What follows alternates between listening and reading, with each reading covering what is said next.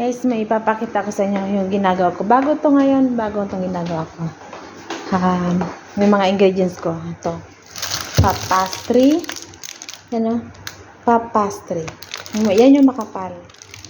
Tapos, yun ang ko. Tapos, yung itong pita cheese. Ito. Pita cheese. At saka mint. At saka Nestle cream o Geshta. Dinagdad ko yung mint, tapos yung pita cheese, in-shredded ko, tapos yung Geshta o Kusta o Nestle cream, pinagsama-sama ko. Kaya ito na siya ngayon, guys. Yan. Yan. Pakita ko sa inyo ngayon kung paano ang paggawa ng aking bagong recipe. Yung recipe ko. Yan. Ito. Tsaka ito. Mint. Tagtarin nyo lang yung mint. Kaya pagsama-sama nyo lang yan. Ito na siya ngayon.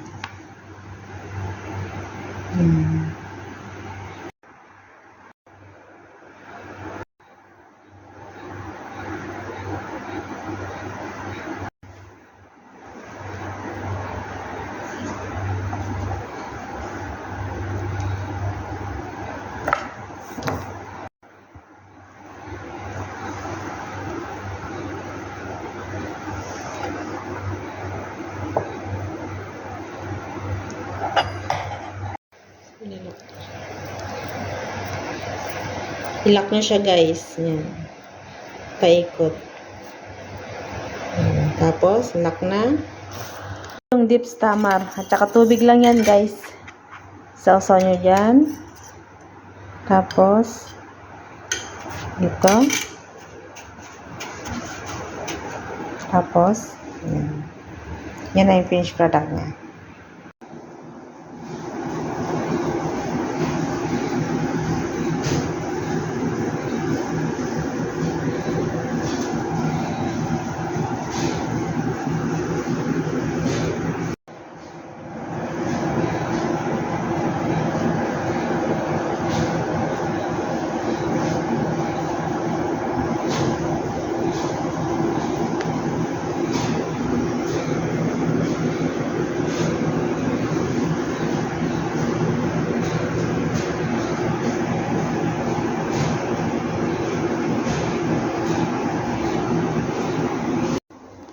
Yan, luto na po siya, guys. Yan.